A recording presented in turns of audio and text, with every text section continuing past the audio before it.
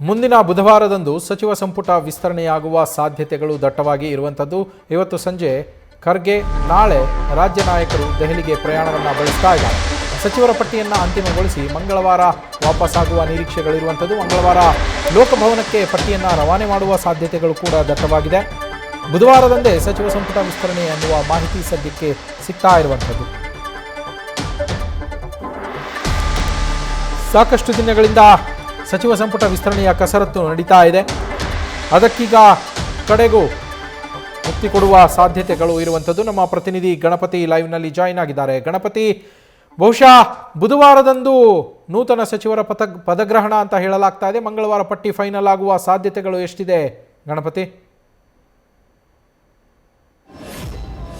ಖಂಡಿತ ಬಹುತೇಕವಾಗಿ ಬುಧವಾರ ನೀವು ಹೇಳಿರೋ ಹಾಗೆ ನೂತನ ಸಚಿವರ ಪದಗ್ರಹಣ ನಿಶ್ಚಿತ ಆಗಿರುವಂತದ್ದು. ಕಾರಣ ಏನು ಅಂತಂದ್ರೆ ಇವತ್ತು ಇನ್ನೇನು ಕೆಲವೇ ಗಂಟೆಗಳಲ್ಲಿ ಎಐಸಿಸಿ ಅಧ್ಯಕ್ಷರಾದಂತಹ ಮಲ್ಲಿಕಾರ್ಜುನ್ ಖರ್ಗೆ ಅವರು ದೆಹಲಿಗೆ ಹೊರಡಲಿದ್ದಾರೆ. ಜೊತೆಗೆ ಅವರ ಹಿಂದೆನೇನೆ ಸಿಎಂ ಡಿ.ಕೆ. ಶಿವಕುಮಾರ್ ಇರ್ಬೋದು, ಮಾಜಿ ಸಿಎಂ ಸಿದ್ದರಾಮಯ್ಯ ಅವರು ಇರ್ಬೋದು, ಹಾಗೆ ಕೆಪಿಸಿಸಿ ಅಧ್ಯಕ್ಷರಾದಂತಹ ಬಿ.ಕೆ. ಹರಿಪ್ರಸಾದ್ ಅವರು ಕೂಡ ನಾಳೆ ದೆಹಲಿ ಪ್ರವಾಸವನ್ನ ಕೈಗೊಂಡಿದ್ದಾರೆ. ಅಂದ್ರೆ ಬಹುತೇಕ ಇರುವಂತಹ 20 ಸ್ಥಾನಗಳಿಗೆ 40ಕ್ಕೂ ಹೆಚ್ಚು ಪ್ರಬಲ ಆಕಾಂಕ್ಷಿಗಳು ಇರೋದ್ರಿಂದ ಆದಷ್ಟು ಬೇಗ ಇದಕ್ಕೊಂದು ಇತ್ಯರ್ಥ ಮಾಡ್ಲಿಕ್ಕೆ ಈಗಾಗಲೇ ಎಐಸಿಸಿ ಅಧ್ಯಕ್ಷರು ಕೂಡ ಪ್ಲಾನ್ ಮಾಡಿರುವಂತದ್ದು. 3 ನಾಯಕರ 3 ಪಟ್ಟಿ ಈಗಾಗಲೇ ಹೈಕಮಾಂಡ್ ನಾಯಕರ ಮಡಿಲಿಗೆ ಸೇರುತ್ತೆ, ಅಂದ್ರೆ ಹೈಕಮಾಂಡ್ ನಾಯಕರ ಗಮನಕ್ಕೆ ಬರುತ್ತೆ. ಅದಾದ ನಂತರ ರಾಹುಲ್ ಗಾಂಧಿ ಅವರು ಕೂಡ ಒಂದಷ್ಟು ಪರಿಶೀಲನೆ ಮಾಡ್ತಾರೆ. ಅಂದ್ರೆ ಸಿಎಂ ಡಿ.ಕೆ. ಶಿವಕುಮಾರ್ ಅವರ ಪಟ್ಟಿ ಇರಬಹುದು, ಹಾಗೆ ಮಾಜಿ ಸಿಎಂ ಸಿದ್ದರಾಮಯ್ಯ ಅವರ ಪಟ್ಟಿ ಇರಬಹುದು, ಹಾಗೆ ಬಿ.ಕೆ. ಹರಿಪ್ರಸಾದ್ ಅವರ ಪಟ್ಟಿ ಇರಬಹುದು. ಈ 3 ಪಟ್ಟಿಯ ಜೊತೆಗೆ ರಾಹುಲ್ ಗಾಂಧಿ ಅವರು ಯಾರಿಗೆಲ್ಲ ಕೊಡಬೇಕು, ಯಾರಿಗೆಲ್ಲ ಮಣೆ ಹಾಕಬೇಕು, ನೂತನ ಸಚಿವರ ಯಾರೆಲ್ಲ ಆಗ್ಬೇಕು ಅನ್ನೋ ಏನ್ ಲೈನ್ ಇದೆಯಲ್ಲ ಅದನ್ನು ಕೂಡ ಒಂದಷ್ಟು ಪರಿಶೀಲನೆಯನ್ನ ಮಾಡಲಾಗುತ್ತೆ. ಹೀಗಾಗಿ ಇವತ್ತಿನ ಈ 3 ನಾಯಕರು ದೆಹಲಿಗೆ ಹೊರಟಿದ್ದೇ ಆದಲ್ಲಿ ಬಹುತೇಕವಾಗಿ ಬುಧವಾರ ನೂತನ ಸಚಿವರ ಪದಗ್ರಹಣ ಇರುತ್ತೆ. ಜೊತೆಗೆ ರಾಜ್ಯಪಾಲರಿಗೂ ಕೂಡ ಈಗಾಗಲೇ ಒಂದಷ್ಟು ಸಂದೇಶ ಹೋಗಿರುವಂತದ್ದು. ಅಂದ್ರೆ ಮಂಗಳವಾರ ದಿನ ಒಂದಷ್ಟು ಸಿದ್ಧತೆಗಳಿಗೆ ಅಂದ್ರೆ ಪಟ್ಟಿ ರವಾನೆ ಆಗುವಂತ ಸಾಧ್ಯತೆ ಇದೆ.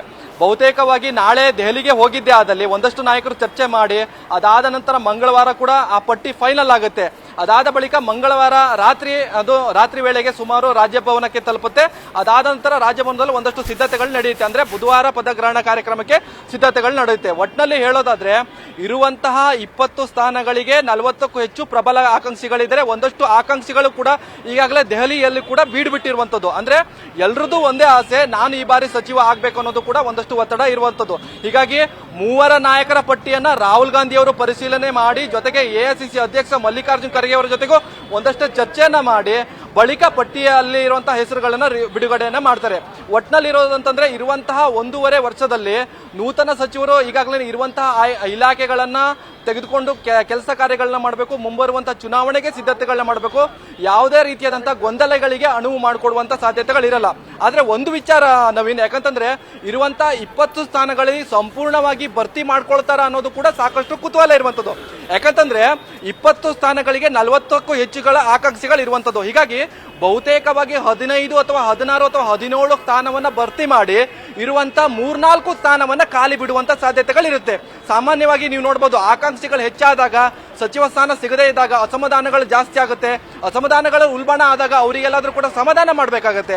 ಈ ನಿಟ್ಟಿನಲ್ಲಿ ಇರುವಂತ 3-4 ಸ್ಥಾನಗಳನ್ನು ಹಾಗೆ ಬಿಟ್ಟಿದ್ದೇ ಆದಲ್ಲಿ ಯಾರೆಲ್ಲ ಸಮಾಧಾನ ಆಗಿದ್ದಾರೆ, ಆತ ಯೋಗ್ಯನ ಅಥವಾ ಪಕ್ಷಕ್ಕಾಗಿ ದುಡಿದಿದ್ದಾನ ಅಥವಾ ಆತನಿಂದ ಏನಾದ್ರೂ ಕೂಡ ಡ್ಯಾಮೇಜ್ ಆಗುವಂತ ಸಾಧ್ಯತೆಗಳಿದ್ದಾರೆ, ಆ ಸ್ಥಾನದಲ್ಲಿ ಅವನನ್ನ ಭರ್ತಿ ಮಾಡುವಂತ ಸಾಧ್ಯತೆಗಳಿರುತ್ತೆ. ಹೀಗಾಗಿ ಇರುವಂತ 20 ಸ್ಥಾನದಲ್ಲಿ 16-17 ಸ್ಥಾನವನ್ನ ಭರ್ತಿ ಮಾಡಿ 3-4 ಸ್ಥಾನವನ್ನ ಹಾಗಿಡುವಂತ ಸಾಧ್ಯತೆಗಳು ಇರುವಂತದ್ದು ಕೂಡ ಈಗಾಗಲೇ ಕಾಂಗ್ರೆಸ್ ವಲಯದಲ್ಲಿ ಕೂಡ ಚರ್ಚೆ ಆಗ್ತಿರುವಂತದ್ದು. ಯಾಕಂತಂದ್ರೆ 20 ಸ್ಥಾನಕ್ಕೆ 40ಕ್ಕಿಂತ ಹೆಚ್ಚು ಜನ ಆಕಾಂಕ್ಷಿಗಳು ಇರೋದ್ರಿಂದ ಅವ್ರೆಲ್ಲರನ್ನೂ ಕೂಡ ಸಮಾಧಾನ ಮಾಡ್ಲಿಕ್ಕೆ ಆಗಲ್ಲ.